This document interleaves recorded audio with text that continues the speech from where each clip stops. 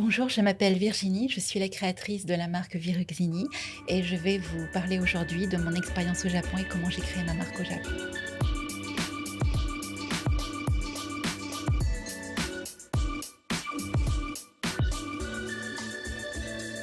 Bonjour et bienvenue dans un nouvel épisode d'Itinéraire singulier, le podcast qui donne la parole à celles et ceux qui ont osé entreprendre et créer au Japon. Ici, on parle de parcours atypiques, de chocs culturels et d'inspiration, mais surtout de cette aventure incroyable qui est monter un projet dans ce pays fascinant. Aujourd'hui, je reçois Virginie, une créatrice française qui a choisi un chemin inattendu, loin des capitales de la mode. Au lieu de lancer sa marque à Paris, à Tokyo, elle a décidé de s'installer à Fukui, une préfecture discrète nichée au cœur du Japon. Et c'est justement là que naît toute l'intrigue. Pourquoi ce choix? Comment passe-t-on des beaux-arts de Paris à la campagne japonaise pour y créer son univers de mode? Au-delà de son parcours personnel, cette histoire soulève une question que beaucoup de créateurs se posent. Comment réussir à s'implanter tout simplement au Japon, exporter sa marque, ouvrir une boutique éphémère ou bâtir un projet local? L'expérience de Virginie peut éclairer ceux qui rêvent de franchir le pas. Alors, merci Virginie d'avoir accepté notre invitation. Avant de rentrer dans ton parcours, je vais te poser trois petites questions rituelles de ce podcast pour que nos auditeurs apprennent à mieux te connaître. Du coup, la première question, c'est si tu devais nous résumer ta vie en un seul mot, ce serait lequel? D'accord, d'abord merci de m'avoir invitée Anna. Merci à toi. Alors, un seul mot, je dirais en avant. D'accord. Devant, regarder devant simplement et vraiment avoir des rêves et ne pas avoir peur, vraiment avancer, ne jamais se retourner. Ok, Je pense que c'est c'est le très mot. joli. Quand est-ce que tu es arrivée au Japon et pourquoi? Je suis arrivée il y a 25 ans pour enseigner la mode dans une école de mode à S-Mode. Au départ pour une année simplement. D'accord. Et au final, tu es Et au restée du final, je coup suis restée très beaucoup plus longtemps. longtemps. Et dernière petite question, que représente pour toi le Japon? Alors, c'est mon deuxième pays de cœur, en fait. C'est une expérience inoubliable et maintenant la moitié de ma vie en France, la moitié de ma vie au Japon, D'accord, tu es vraiment au milieu au là? milieu. OK, génial. Du coup, si les auditeurs ont cliqué, sur cet épisode, c'est parce qu'ils, s'intéressent à l'entrepreneuriat. Selon toi, être, chef d'entreprise, parce qu'on va commencer un petit peu, de manière entonnoir, si je puis dire.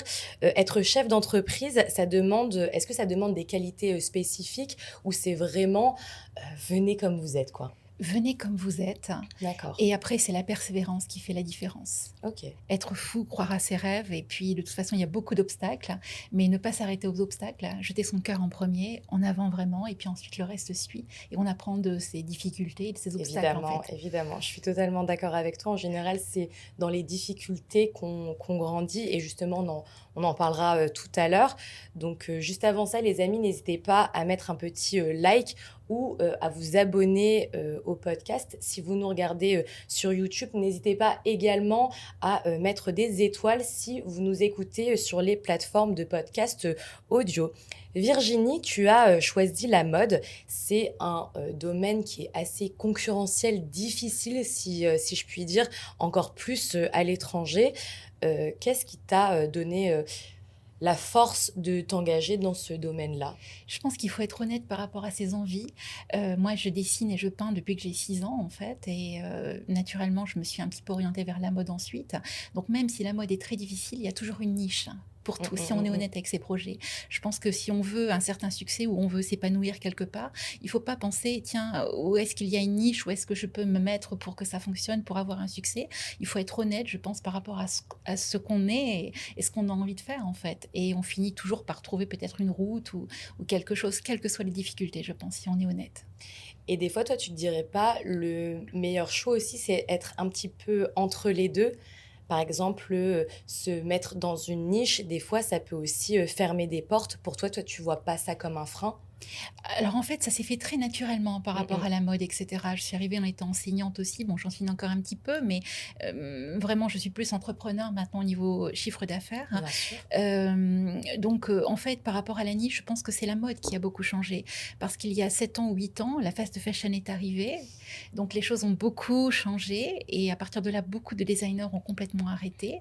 Et aujourd'hui aussi avec les réseaux sociaux, avec l'ultra fast fashion en fait, beaucoup de gens se disent: «Oh, c'est impossible de faire de la mode aujourd'hui». Mais bon, moi, je suis directement au contact avec les clients aussi. Je vends également moi-même.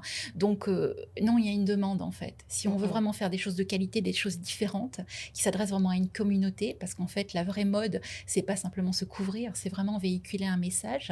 Donc vraiment, on peut se mettre dans une niche ou bien on peut vraiment porter un message et naturellement, les personnes se regroupent autour de notre message, en fait, et on trouve un écho qui est plus ou moins grand selon les tendances, bien évidemment, et le marché, quoi. Et tu parles de message, tu parles de fast, fashion.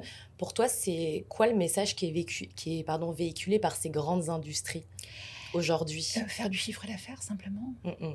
faire de l'argent simplement, il y a aucune âme puisqu'en fait tous les vêtements ensuite sont jetés. Aujourd'hui même le vintage est complètement étouffé, ça se retrouve en Afrique et cetera, tout est complètement pollué et les gens sont malheureux aussi, ils achètent sans cesse des choses qu'ils portent une fois, 2 fois, 3 fois et aujourd'hui les jeunes designers ne peuvent plus créer de marque.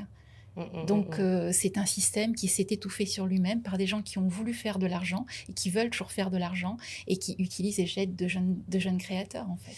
Et est-ce que tu penses pas aussi que des fois, je me centre un petit enfin, je me permets de rebondir parce que je trouve ça vachement, intéressant, que s'il y a de l'offre, on parle des industries, mais est-ce que ce serait pas aussi, aux personnes, enfin à nous, je dis aux personnes qui nous écoutent, mais je mets tout le monde dans le lot, à nous de justement, faire attention à ce qu'on consomme. Moi, ça me parle parce que ça fait, depuis les premiers confinements en France, moi j'ai arrêté, complètement la fast fashion. Mmh Donc je me suis plus orientée vers, du coup les créateurs mh. et je consomme aussi, de la seconde main. Donc après il y a aussi toute une industrie de la Mmh. seconde main et cetera.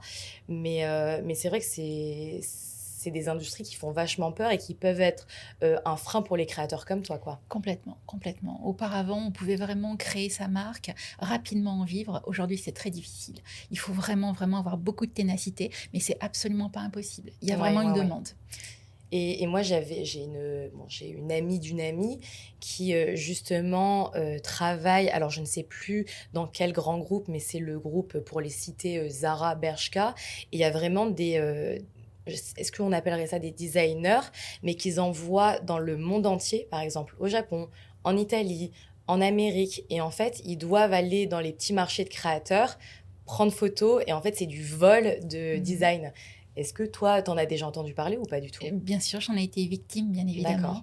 Parfois, des amis sont allés en Corée ou en Chine, Mmh, m'ont dit: mmh mh. «Regarde, c'est exactement ton design».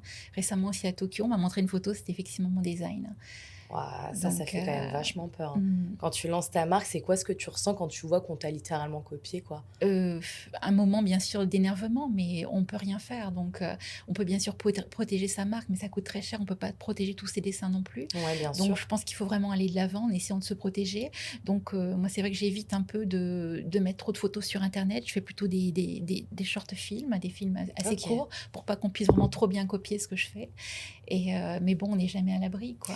Et c'est Mais vrai que c'est dur de dealer du coup avec, s quand je dis cette peur, je le mets, peut-être entre guillemets, mais cette peur d'être copié, du coup pas trop communiquer sur ce qu'on fait, mais en même temps, on vit dans une époque où, c'est hyper important, les réseaux sociaux. Il y a mmh, énormément de marques qui maintenant ne vivent que d'Instagram. hem, Il y a beaucoup de créateurs qui se lancent sur une seule plateforme et c'est tout. mmh, Faut vraiment avoir, une envie profonde, hein, du coup, maintenant pour créer mmh. quelque chose. Toi, pourquoi tu as créé, du coup, ta propre marque plutôt que, de travailler directement dans une maison qui est déjà, établie? Pourquoi ce choix? Parce que vraiment j'avais beaucoup de choses à dire, je pense et quand on travaille dans une grande marque ou même si moi aujourd'hui je veux créer une équipe plus grande, on se retrouve confronté à des gens qui sont dans le MD, dans le business, dans l'équilibre et cetera et qui veulent influencer votre créativité. Moi personnellement, je crée beaucoup avec mon instinct personnel. Donc quand on crée instinctivement avec le contact avec les clients, on sort forcément quelque chose de très pur, qui est très différent par rapport à ce qui se trouve aujourd'hui sur le marché. Mmh mh. Donc, aller dans une grande enseigne, c'est dangereux parce que je pense qu'il y a vraiment une limite de vie, quoi, en fait. Donc, avec l'âge, et cetera, on vieillit un peu, ou bien on veut faire des choses trop spéciales. On peut pas vraiment dire ce qu'on veut faire. On doit obéir, en fait. Et surtout ta marque, que je cite, hein, Viruxini, elle a vraiment une identité, à part entière. Justement, tu nous portes, une robe, aujourd'hui.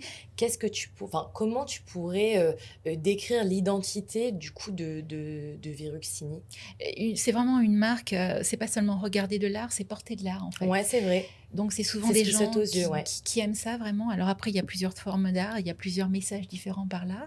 Donc par exemple, ce dessin-là, en fait, c'est vraiment après le confinement, c'est l'amour entre les humains. Il y a 3 personnes de pays différents.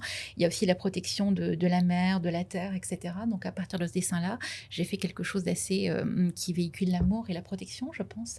D'accord. Donc à chaque fois, mais il y a toujours un message très, très positif, en fait. Donc Pour chacun de tes pour chacun de vêtements, mes vêtements. et Alors, pardon, excuse-moi. pardon, désolée. Alors après, je viens aussi de France, donc pour le Japon, il y a aussi ce créneau-là. Donc je fais aussi des dessins qui sont directement inspirés de la France, avec des tours Eiffel, des choses comme ça. Donc là, il y a aussi une niche de marché, en fait, hein.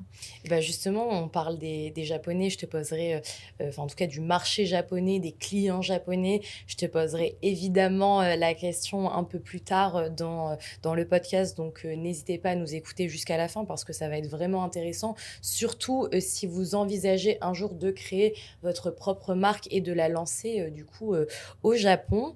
Toi, tu es basée à Fukui. C'est, comme Oui. je te disais, comme je vous disais aussi, en début d'émission, très loin des, Mmh. capitales de la mode. Pourquoi du coup, ce choix, assez inattendu? Oui, alors si je peux me permettre de Ouais, revenir un tout petit peu sur mon parcours. ouais, bien En sûr. fait, en France, j'ai travaillé pour des grandes maisons de mode, naturellement après l'école. J'ai travaillé aussi un peu à Londres, aux États-Unis, parce que je voulais rencontrer une autre culture, une autre sensibilité artistique.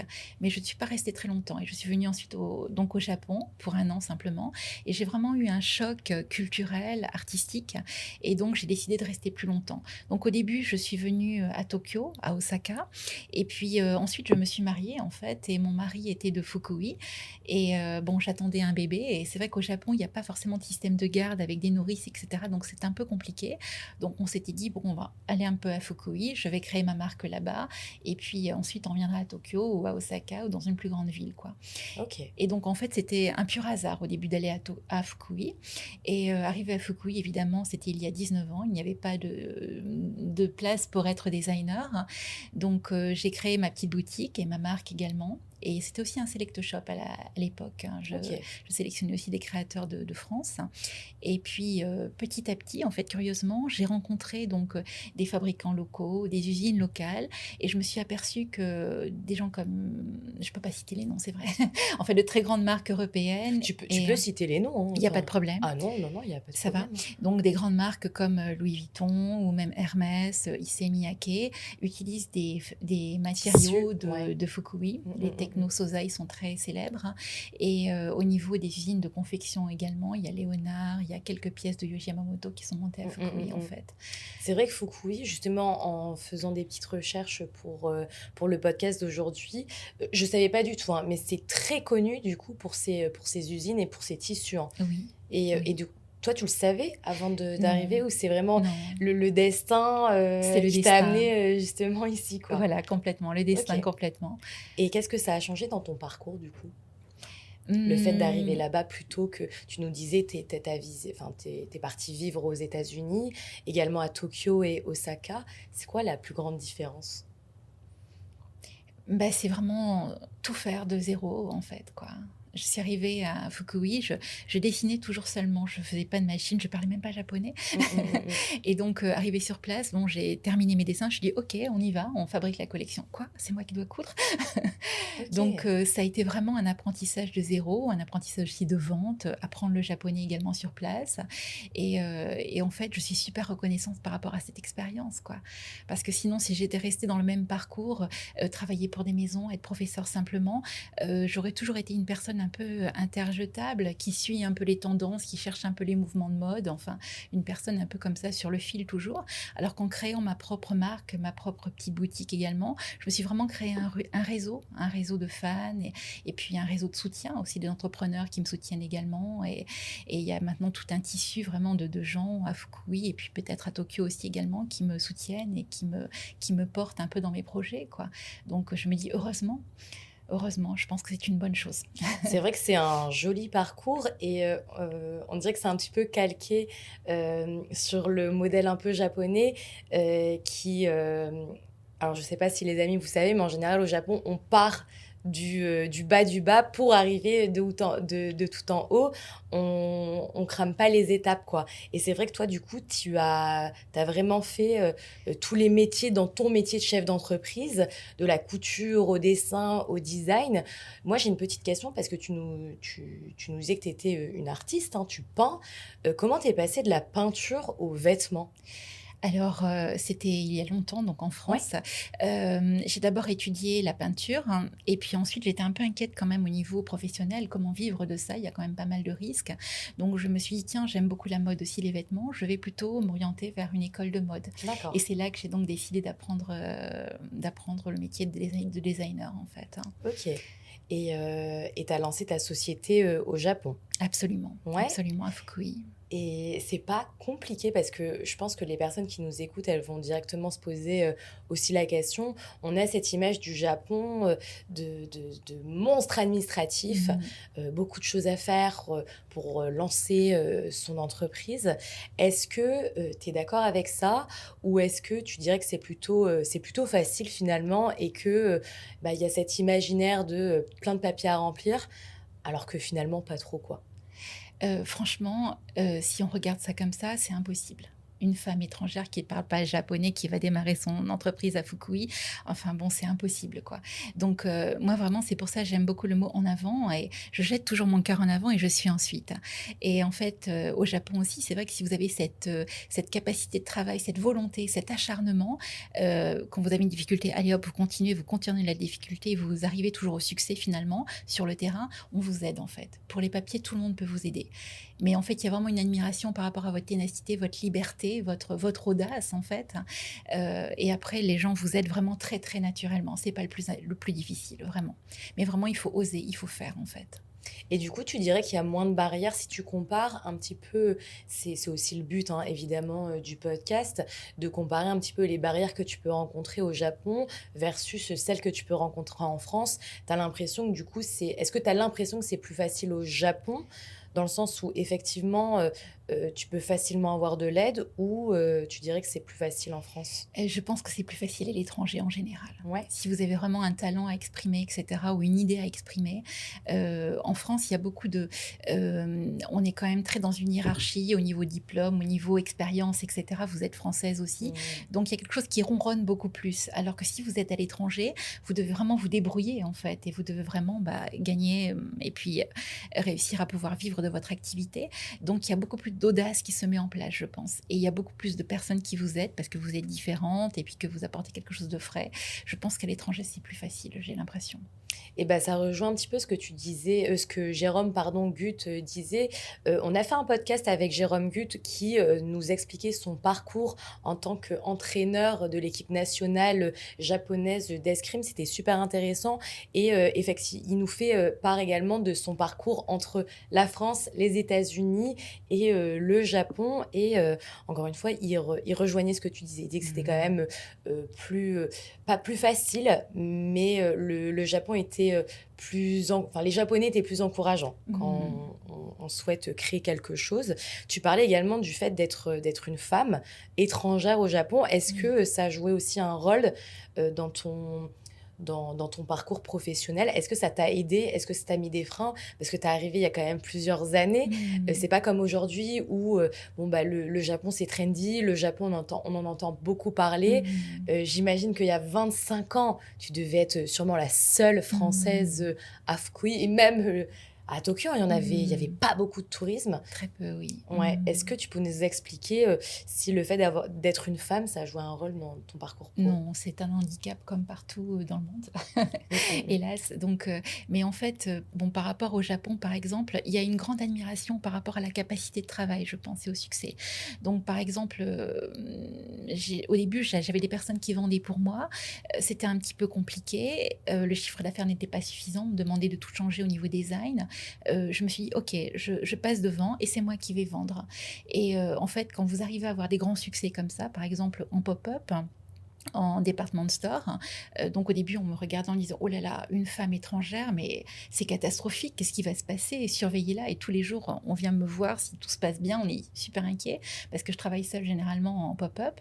Et puis à la fin du pop-up, par exemple, je viens de terminer chez Ginza, j'ai réussi à faire le meilleur chiffre d'affaires malgré toutes les boutiques qui sont là depuis super longtemps, qui sont des boutiques appareils en fait. Donc à la fin, vraiment, on vous respecte énormément et puis on vous dit « Mais quand est-ce que vous revenez ?» quoi. Donc vraiment... mon respect, je l'ai assise pas par rapport à mon visage, à ma nationalité ou au fait que je sois une femme, vraiment par rapport à ma puissance de travail et ma puissance de terrain, en fait. Pour moi, l'échec est impossible, en fait. Donc, je décide quelque chose, je vais jusqu'au succès, et même si c'est très difficile, même si je ne réussis pas tout de suite, en fait.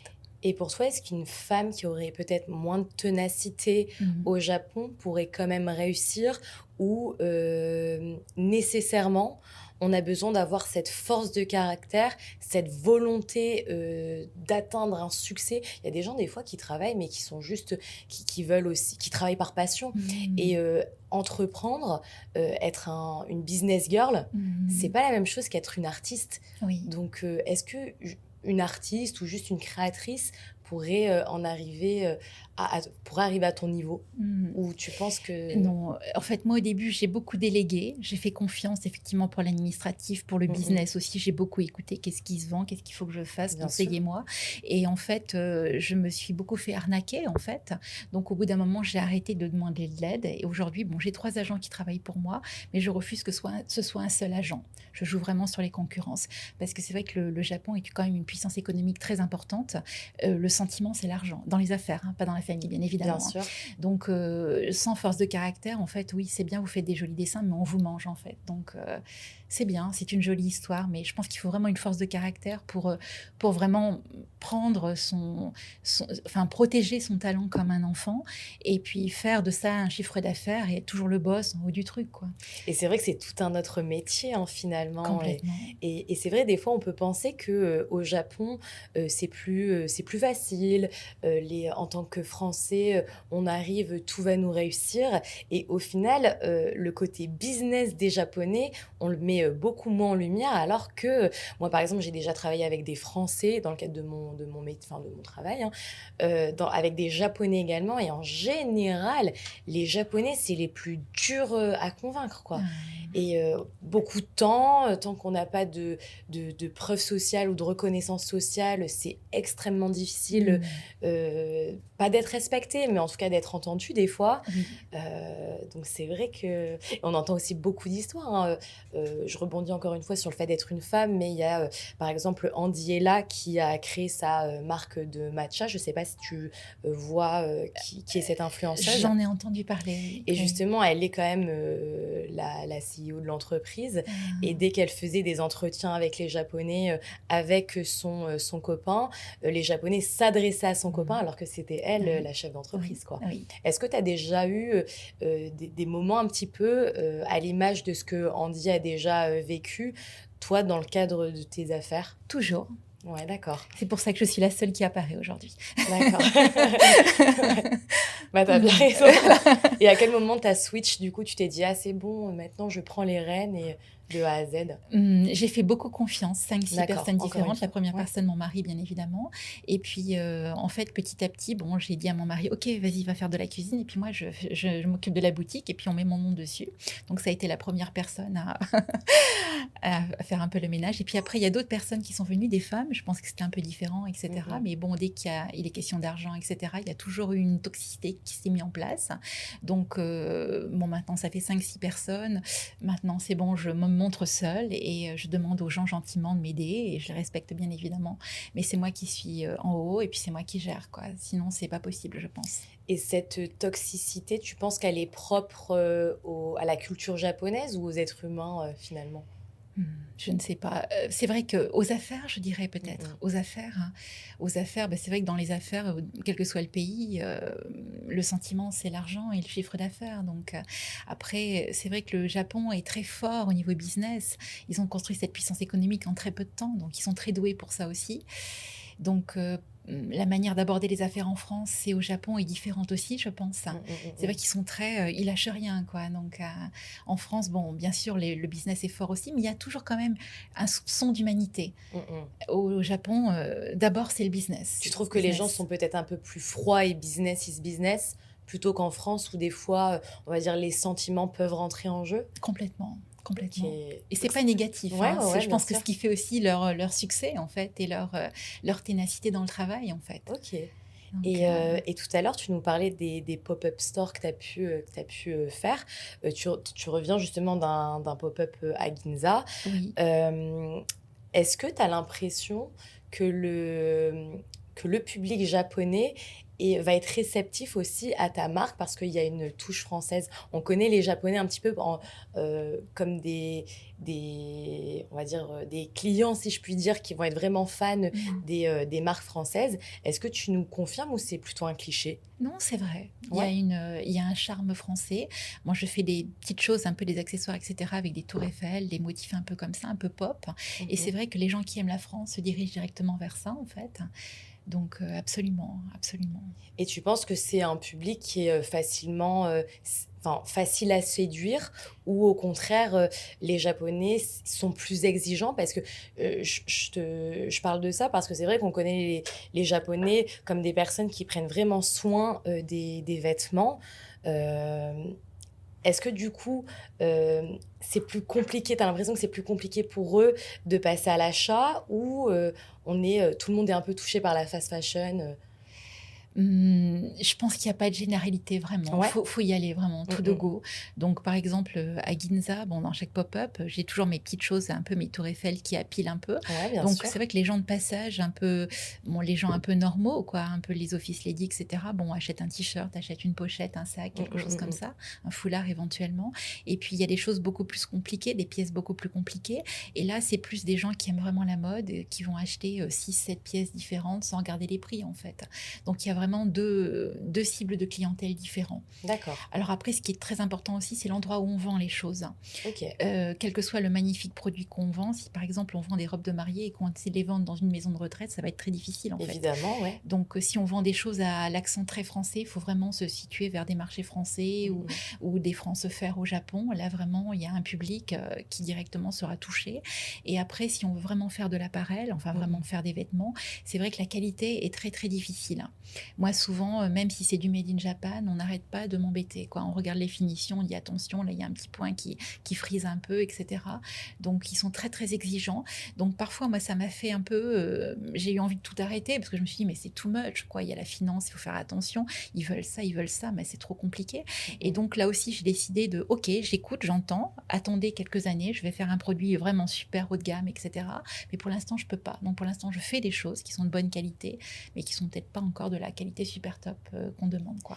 C'est vrai que souvent quand on pense pardon, au marché, japonais, on se dit que les gens vont être, vite ou plus orientés vers le marché, luxe, le Mhm. marché, ouais où, il y avait aussi ce cliché où par exemple, un client japonais, il a fait son shopping, il y a 2 t-shirts blancs, les gens vont être directement plus orientés vers le t-shirt blanc qui coûte plus cher parce que ça va être gage de qualité. Mmh. Pour toi, pour vendre aux Japonais, il faut automatiquement taper le haut de gamme? Non, non, c'est dangereux. Ouais, Là, actuellement, on est en train de réfléchir aussi avec les gens avec qui je travaille pour vraiment faire une collection plus couture, en fait, ouais. actuellement. Et on se dit comment faire, et cetera. Mais le cash flow, en fait, il se fait avec la marque qui est plus moyenne gamme actuelle, quoi. Donc, aujourd'hui, le haut de gamme se vend pas ou se vend très, très difficilement, en Mmh, fait. mmh, mmh, Il mmh. faut tout de suite trouver les bons créneaux. Rentrer à Isetan Shinjuku, c'est quasi impossible pour quelqu'un qu'on connaît pas, en fait. Bien sûr. Donc, je pense qu'il faut, enfin, si on veut vendre vraiment, taper dans le haut de gamme directement, ça va être un peu difficile, en fait, je pense. Et donc pour toi, c'est mieux de faire les choses crescendo si on a cette ambition, par exemple, de, créer cette marque de luxe ou vraiment se dire: «Bah, je vais revoir mes exigences et partir sur un produit qui va être moins luxueux pour, pouvoir en vivre». Oui, en fait, il faut vraiment directement trouver, je pense, le rapport au client ou D'accord. vendre. Ou vendre, toi, tu penses que le point de vente, il est hyper Il est important au hyper Japon? important et par rapport à sa création, parce qu'on a une idée, on a envie de faire quelque chose, mais si on n'arrive pas à rencontrer le client, en fait, on s'étouffe à un moment donné dans sa création. On a besoin de vendre forcément, quoi. Donc, très vite, il faut pas être trop exigeant, se tirer trop les cheveux. On veut faire quelque chose, OK, faisons le produit, vendons-le, rencontrons le client, écoutons ce qu'il dit, le client, et on voit si on vend, ça veut dire que c'est bon. Si on vend pas, ça veut dire qu'il faut se remettre en question en écoutant l'écho du client, en fait. Et quand tu dis, faut, directement aller voir le client, du coup, ça rentre un petit peu en contradiction avec l'ère d'aujourd'hui qui est très, branchée, réseaux sociaux où finalement, en fait, les clients, on ne sait plus trop, qui ils sont, hein. On vend directement via une story. Je vois même, maintenant, j'ai jamais compris, par exemple, la hype, à ce niveau-là. C'est les gens sur TikTok qui font des lives dans des hangars et qui vendent de la fast fashion. Les gens, font leurs commandes et c'est directement envoyé. Limite, on voit tout le process. Alors, il y a, Ah! une nana qui prend les commandes, qui regarde les commentaires et l'autre qui fait, les colis derrière. Ah! C'est vrai que toi, du coup, tu mets en avant et tu prônes directement, aller, à la source, directement parler aux gens. Est-ce que c'est pas du coup, ça prend pas plus de temps? Est-ce que c'est plus efficace, moins efficace sur du long terme? Est-ce que tu arrives à fidéliser ou pas? C'est plus sécure, en fait. Ouais. Parce qu'en fait, si on rencontre directement le client, c'est plus confidentiel, Mmh mh. et quand c'est confidentiel, en fait, c'est les clients, des amis, et chaque pop-up, j'en fais beaucoup tous les mois pratiquement, les clients reviennent, en fait, et achètent de plus en plus. Donc, il y a pas vraiment d'insécurité, en fait. OK, OK. Personnellement, après, il y a peut-être il y a certainement d'autres schémas, mais moi, personnellement, je grandis doucement, mais sûrement, en fait, hein. Et c'est ça qui est intéressant et tu parlais des pop-up et on en parlera, juste après. Avant, j'ai une petite question sur, plutôt le côté administratif, hein. C'est moins joyeux, mais je pense que les personnes qui nous écoutent, vont automatiquement se poser la question. C'est quoi les démarches qui vont être indispensables pour s'implanter, au Japon? Est-ce que, par exemple, tu as reçu des aides locales ou ça n'existe pas du tout? C'est très difficile en tant qu'étranger, je Ouais, pense. ouais, ouais. C'est très difficile. Donc en fait, moi je suis en entreprise individuelle actuellement depuis le début, mais je pense passer en kabushi gaisha maintenant, Ouais, en d'accord. entreprise plus grande. Voilà, donc mais pour démarrer vraiment, je pense que vraiment on peut même démarrer directement par des marchés. Il y a des marchés designers qui fonctionnent très bien au Japon pour directement tester sa création. Ça peut être une bonne démarche aussi, une première démarche, et puis après se mettre en entreprise individuelle, je pense. OK, et tout ce qui concerne un petit peu la fiscalité au Japon, est-ce que c'est pareil qu'en France ou tu dirais que c'est plus compliqué? Faut, directement faire appel à un comptable, sinon on peut pas s'en sortir? Tu penses quoi toi? Non, je pense que si on gagne pas trop d'argent au début, on peut se débrouiller tout seul, Ouais? ou bien on peut se faire aider assez facilement. Mais à partir du moment où on génère pas mal d'argent, c'est vrai que là, il y a quand même un risque de contrôle fiscal. Et là, je pense qu'il faut se faire aider par un comptable, même freelance, en fait. C'est plus prudent, quoi. Mais Ouais. pour démarrer, je pense qu'on peut vraiment y aller en freestyle au Japon, en fait. Tu nous parlais, des pop-up, de ta marque, du coup de ta boutique, à Fukui. C'est la seule du coup boutique que tu as, physique? C'est la seule physique que j'ai. Tu vends également sur internet ou pas du tout? Non, Très peu, hein? on me demande beaucoup, mais je peux pas, en fait, parce que je fais tout toute seule, donc c'est assez OK. compliqué. Est-ce que toi, à l'heure actuelle, tu considères avoir, atteint, le succès que tu avais, imaginé, 25 ans plus tôt? Ou est-ce que tu es toujours dans cette phase, de construction? Est-ce que tu te dis: «Bah, finalement, j'ai atteint un objectif, mais c'était pas l'objectif, de ma vie» ou, peut-être qu'après un palier, bah, se crée un autre palier? T'en es où aujourd'hui avec ta marque, Viruxini? Bah, en fait, je pensais pas que ça irait aussi loin, je pense. D'accord. Donc, bon, au niveau financier, ça va, je peux régler mes factures, pas de problème. Mais c'est vrai qu'à force de travailler, il y a vraiment de belles rencontres qui se sont faites avec des gens, bon, assez haut placés, et cetera, qui ont vraiment envie de faire cette marque made in Japan, la faire un petit peu rayonner dans le monde, et cetera, avec un niveau peut-être plus couture, et cetera. Donc aujourd'hui, j'ai beaucoup de soutien de ce côté-là et beaucoup d'encouragement aussi. Et moi, j'ai envie un peu d'arrêter parce que je suis un peu fatiguée de travailler autant. Ouais. Mais vraiment, on me pousse, on dit: «OK, vas-y, qu'on continue» et c'est vrai que quand je continue, bah, ça fonctionne bien, quoi. Donc je pense que, succès, je pense qu'on n'est jamais vraiment satisfait. On repousse toujours le succès plus loin, quoi. Bien sûr, bien Mais sûr. par rapport à OK, est-ce que tu peux arriver jusque-là toute seule en étant étrangère? Non, j'aurais pas imaginé, je pense vraiment et de rencontrer des gens aussi super et cetera, je pense que j'aurais pas imaginé, en fait. Est-ce que tu penses aussi que, le fait que le Japon soit, plus ouvert qu'il y a 25 ans, ça a joué un rôle? Ou, pas du tout, finalement, ça devait, se passer comme ça et que, 25 ans en arrière ou, aujourd'hui, c'est juste l'expérience qui t'a fait grandir? La Qui a fait grandir ta personnalité, marque? je Ouais, la pense. personnalité. Si vous êtes, c'est vrai que les Japonais sont très, sérieux, très, Mmh. travailleurs aussi et si vous devenez encore plus sérieux qu'eux, encore plus travailleurs qu'eux, en fait, il y a un système d'admiration qui se met en place et un système de fidélité et d'amitié même carrément qui se met en place et puis là, vous êtes complètement, intégrés, ou même on vous aide parce qu'on vous trouve amusant, en fait, Mmh mh. un étranger qui fait tout ça, quoi donc je pense que vraiment venir, ne pas avoir peur forcément d'aller même dans les campagnes japonaises ou simplement travailler dur sur son projet et le succès sera au rendez-vous. Les belles rencontres vont se créer aussi. Ça va prendre du temps, bien évidemment. Mais bon, ce qui prend du temps aussi, forcément, est plus solide aussi, je pense. Donc, Et c'est pas dur, toi, par exemple, qui as quand même grandi, en France, cette culture travail française versus, la culture, travail japonaise, elle est complètement différente. Tu nous disais que, justement, qu'on arrive à travailler encore plus que les Japonais, on est admiré. Mais est-ce que c'est pas difficile étant donné que, nous, par exemple, on nous apprend pas à travailler de la même manière? mmh. Ça s'est fait naturellement, je dirais, une espèce de changement naturel. C'est vrai que quand ma fille était petite, c'était un peu douloureux. J'ai eu envie de rentrer plusieurs fois ou de changer carrément, de revenir professeur simplement. Bon, aujourd'hui, elle est grande. Ma passion, c'est vraiment ce travail. En plus, tout ce qui va se passer, ça m'amuse énormément. Je suis très interrogative par rapport au futur. Donc, je m'amuse énormément. J'ai pas l'impression de travailler, en fait. J'ai l'impression que ce qui fatigue, c'est le stress, en fait. Ah, je L'inquiétude. comprends. Je te comprends. Donc quand on s'éclate, on fait son maximum chaque jour. Bon, bien sûr, il y a des jours très durs où on a envie de tout, on est découragé, mais bon, je pense qu'il faut s'autoriser une journée de découragement simplement, et puis le lendemain, OK, on rebouge les pieds, on rebouge les mains, on continue et ça recommence de nouveau, quoi. Et c'est super fun, en fait, je pense. Ouais, je comprends et c'est vrai que, les moments, les up and down, hein, des fois, on atteint des niveaux, on s'y attendait pas comme tu nous le disais tout Mmh. à l'heure. Des fois, on atteint des niveaux qui sont un peu plus bas. Est-ce que toi, tu aurais une anecdote justement à nous raconter, vis-à-vis d'une barrière, enfin, d'un obstacle que tu as pu rencontrer? C'est quoi les moments, difficiles que tu as pu, vivre, durant ton parcours professionnel? Il y en a vraiment beaucoup, en fait, hein.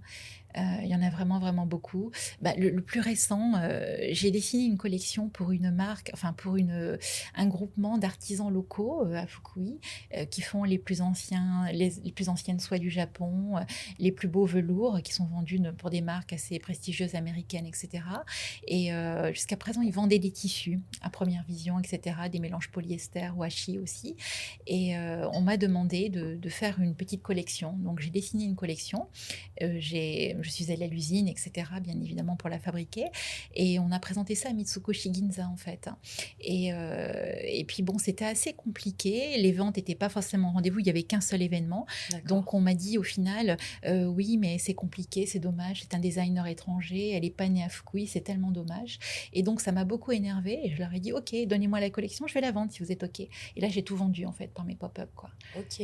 Donc, mais c'est toujours toujours la même chose. C'est toujours à un moment donné, ah oui, mais vous êtes étrangère. Ok, on va faire du chiffre d'affaires. Vous inquiétez pas, je sais que je suis étrangère. Let's go, on va juste travailler ensemble, quoi. Donc, à chaque fois, je m'éternise pas dans les côtés un peu, ok, vous êtes étranger. Ok, je fais directement une action et je produis un résultat. Et après, en fait, ça change, quoi. Ok, oui, mais elle est étrangère, mais qu'est-ce qu'elle est forte quand même, qu'est-ce qu'elle est costaud, quoi. Et du Donc, coup, c'est une barrière qui peut être palliée, le fait d'être étrangère, ou c'est récurrent même encore c'est aujourd'hui en récurrent. 2025. C'est récurrent, c'est toujours en fait, hein. C'est toujours. Ok. Mais tant que vous produisez des résultats, tant que vous êtes debout, ok, on peut pas vous atteindre en fait, donc c'est ok, quoi. Mais je me dis, ça doit être quand même difficile à certains moments si le seul obstacle, c'est le fait d'être étrangère finalement. Ou est-ce que Euh, tu en as déjà vécu d'autres qui, euh, du coup, ne vont pas être corrélés à ce que tu ressembles et où tu es né? hmm, Je pense que vraiment, bon, maintenant, ça fait 25 ans que je vis au Japon. Je pense que les choses se sont doucement changées en moi. J'ai changé aussi ma mentalité, ma manière de travailler aussi. Donc, je me rends peut-être pas forcément compte. Mais c'est vrai que parfois, je me sens très japonaise, en fait, à force de travailler comme ça, d'être en complète immersion. Et c'est vrai que parfois, le côté toujours, ah oui, mais vous êtes étrangère. Oui, mais vous êtes une femme. Par exemple, dans un pop-up, on va me dire, je suis seule à gérer, je suis seule à lire les kanji, etc., à faire tout ça. Puis on va me dire, oui, mais devant les clients japonais, il vaut mieux mettre un staff japonais. Japonais. Et là, Ok. je me mets. Avant, j'aurais dit, OK, d'accord, Sumimasen. Là, je dis pas. Je dis, OK, allez-y, vous travaillez, allez-y, moi, je vends simplement. Ah non, mais je peux pas. OK, donc c'est moi qui gère la caisse alors. Ouais, mais c'est bien. Voilà, donc en fait, Ça les surprend. voilà. Et en fait, pour moi, je pense que c'est ma seule manière de survivre, quoi, vraiment. Ouais. Donc, De taper de temps en temps quand même du poing sur la table, quoi. complètement, complètement. Donc, je suis Ok. très geisha samouraï, j'ai vraiment cette image-là. À la base, je suis quelqu'un de très doux, je suis vraiment une artiste, mais seulement une artiste, en fait, se fait manger. Donc, il faut vraiment, je pense, taper du poing sur la table, vraiment, c'est Surtout important. au Japon, où je trouve quand même qu'il y a vraiment ce rapport aux vêtements qui est quand même assez extraordinaire. Moi, je retrouve pas ça en France, même si, par exemple, Paris est connu pour être la capitale mondiale de la mode. Je trouve qu'au Japon, il y a vraiment ce respect du vêtement. Je trouve ça Mm. assez fou. Autre chose que je trouve assez fou, c'est vraiment les prix aussi des fois. En Mm. général, on se dit, OK, alors c'est vrai qu'il peut y avoir de très bonnes affaires en seconde main, mais il suffit que, par exemple, un créateur ait touché un vêtement, Ah, le vêtement peut faire fois 100 limite en prix, quoi. Un, oui. un jean Levi's qui va être un petit peu customisé Mm. par quelqu'un de connu et de reconnu au Mm. Japon, hein, mais pas forcément à l'international, hein, Mm. juste au Japon, Mm. et ben un jean, on peut rajouter 4-5 zéros Mm. derrière, quoi. Oui, oui. C'est quand même assez impressionnant, C'est quoi. impressionnant, c'est vrai, tout à Ouais. fait. Et t'as l'impression que ce rapport aux vêtements, Mm. il est unique au Japon, ou t'as déjà retrouvé ça un petit peu ailleurs, en France ou notamment aux États-Unis, là où t'as Mm. également vécu? Je pense que c'est un peu culturel au Japon quand Ok. même, parce qu'en fait, depuis l'enfance, on privilégie vraiment le côté très sérieux au niveau études. Les artistes ne sont pas forcément mis en avant.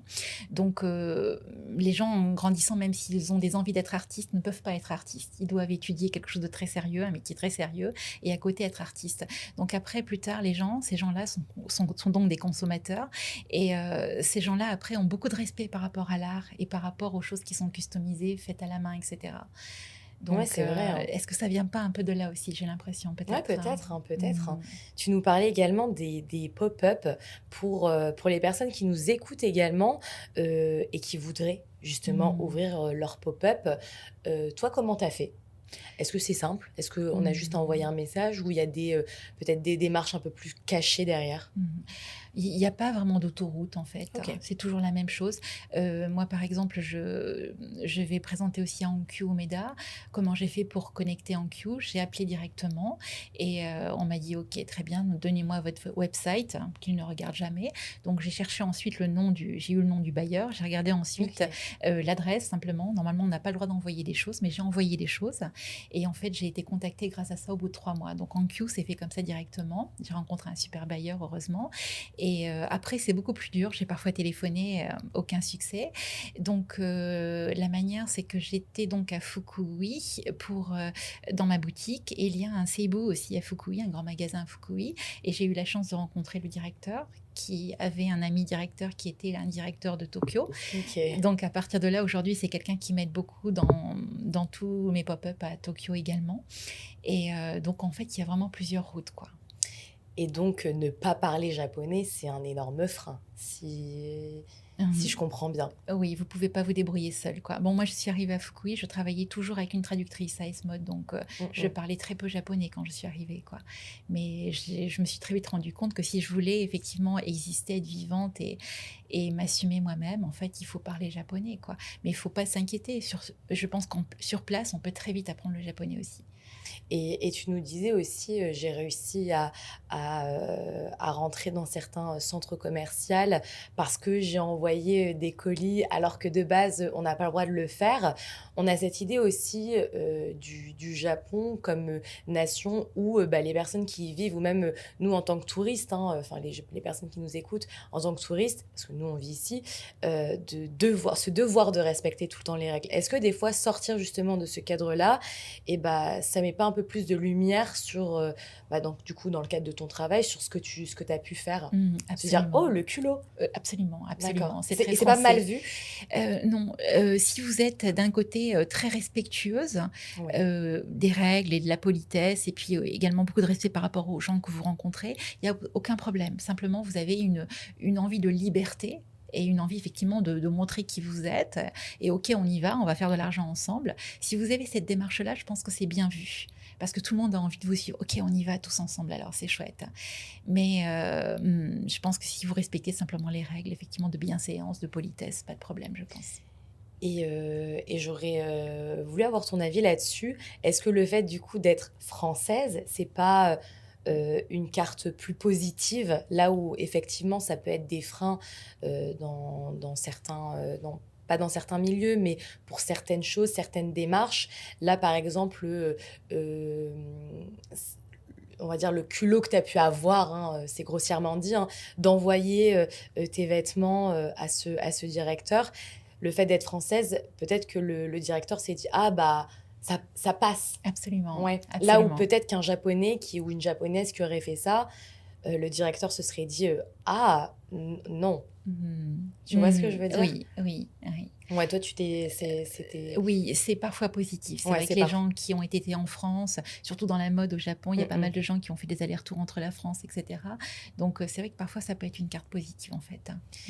Et justement ma question, la question qui suit, c'est, et je pense que c'est la question que, pas mal de personnes vont se poser. Est-ce que c'est possible du coup d'en vivre et d'en vivre bien quand tu es une marque, une jeune marque qui arrive, qui s'implante au Japon? Bon maintenant, Mmh. tu roulé ta bosse, hein, comme on dit, hein, ça fait un petit moment que tu es là. Oui. Mais est-ce que, c'est possible d'en vivre? Oui, je pense qu'il faut pas se poser de questions, faut pas s'inquiéter. Si vraiment on a un rêve, un projet, faut y aller. Après, bon, si ça suffit pas, c'est vrai qu'au début, c'est peut-être un peu difficile, mais on peut travailler, à côté aussi, c'est possible aussi, je pense.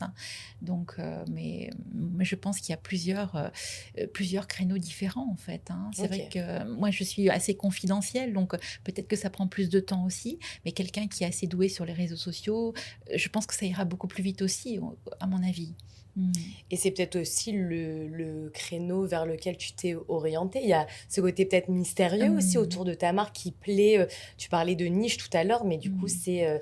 c'est des clients qui peuvent se sentir, privilégiés justement de Mmh. porter tes vêtements parce que, bah, ils sont différents. Mmh. C'est pas de la fast fashion, c'est pas, monsieur et madame tout le monde qui peuvent les porter, Mmh. et je pense que ça, c'est, sûrement une des fiertés, que tu peux porter. Mmh. Heu Autre question, c'est quoi l'instant le plus fort que, enfin, depuis la création de ta marque? Parce que j'imagine que tu t'es sentie, plus Mmh. d'une fois, fière de ton travail? Oui, heu, bah, c'est marrant, c'était peut-être la semaine dernière finalement quand c'est Oh! vrai qu'à Nishiginza justement, il y a Ouais. beaucoup, beaucoup de grandes enseignes qui sont vendues partout au Japon en fait, des boutiques donc de vêtements et quand le directeur, des ventes est venu me voir plusieurs fois en me disant: «Mais vous avez fait les meilleurs chiffres d'affaires par rapport à toutes ces boutiques qui sont partout, présentes au Japon et qui sont des grosses boîtes, business en fait. Vous avez réussi à faire le meilleur chiffre d'affaires en vêtements». Et là, je me suis dit: «Ouais, chouette, je vais pouvoir faire quelque chose peut-être avec tout ça, quoi». C'est J'ai un génial, écho, ouais. donc là, je me suis dit: «OK, c'est bon, quoi. Je vais travailler 2 fois plus et ça va aller, quoi». C'est génial, et justement, c'est quoi les prochains objectifs pour, Viruxini? Alors là, j'ai beaucoup de pop-up. Cette année, j'ai décidé vraiment de développer au Japon et après, j'ai envie de viser vraiment vraiment un peu l'international. Et puis une ligne un petit peu plus couture, en fait. Donc avec un défilé certainement un peu plus couture, en fait. Génial. T'en as déjà fait un ou pas de défilé? J'en ai fait plusieurs, hein, Ouais. mais bon, assez confidentiel également, où il y avait ma marque qui est très facile à vendre. Et il y avait quelques pièces, 5 pièces simplement beaucoup plus couture. Et donc, les gens m'ont dit vraiment, il faut que tu ailles là-dedans aussi. Et puis, certaines clientes aussi m'ont dit, moi, je veux vraiment des pièces beaucoup plus exceptionnelles, qui ont un prix beaucoup plus élevé. Donc C'est vrai que tu es beaucoup à l'écoute du coup de ta clientèle, quoi. Tu fais aussi en fonction des retours que tu peux avoir. Oui, mais je n'écoute pas tout. Oui. Quand on me dit par exemple, oh, c'est trop coloré, je porte pas, je fais ok, dommage pour vous, ok, let's go. Oui, sans forcément travestir l'identité de ta marque, Complètement. évidemment. Complètement, oui. Ok. Mais j'ai toujours une oreille qui traîne. C'est vrai que par rapport, pourquoi j'ai pas vendu, qu'est-ce Ouais. qui se passe, comment les gens fonctionnent, qu'est-ce qu'ils achètent, j'ai toujours quand même une oreille qui traîne, c'est vrai. Et justement, du coup, Virginie, où est-ce qu'on peut retrouver ta marque? Tu nous disais que tu étais pas forcément hyper présente sur les réseaux sociaux, mais j'imagine que les personnes qui nous écoutent ont Instagram, ont tous ces réseaux sociaux. Si jamais ils veulent un petit peu checker ce que tu fais, où est-ce qu'ils peuvent te retrouver? Alors, je pense que le plus actif, c'est mon Instagram, en fait, Ok. avec le nom Viluxini, en fait. Ok. Ok. Et bah écoutez les amis, je mettrai l'Instagram Merci. de ta marque Merci. en description de l'épisode. Les amis, n'hésitez pas à checker le travail de Virginie. Moi, je suis totalement fan. C'est hyper Merci. original, c'est hyper chaleureux, c'est rempli de couleurs, c'est super mignon. J'adore, Merci. franchement. En tout cas, les amis, merci. On arrive à la fin de cet épisode. Merci, Virginie. Merci beaucoup, Anna. De nous avoir partagé ton expérience, ton expertise qui a été vraiment précieuse. Je pense que ça peut en aider plus d'un créateur qui souhaite lancer sa marque de vêtements ou plus généralement un business au Japon. Tu as donné et partagé des clés, encore une fois, qui ont été vachement précieuses et c'est ce que les personnes qui nous écoutent viennent chercher. Donc, un grand merci à toi. Merci. Les amis, merci beaucoup d'avoir écouté le podcast jusqu'à la fin. On est au 2e podcast de cette émission. N'hésitez pas à, du coup, vous abonner, à liker, je le dis pas souvent, mais également à nous donner vos retours, ce que vous avez pensé de ce podcast. On en fait un par mois, donc encore une fois, n'hésitez pas à activer la cloche pour être averti dès la sortie des épisodes. Merci à vous et au mois prochain, j'allais dire à la semaine prochaine. Au revoir.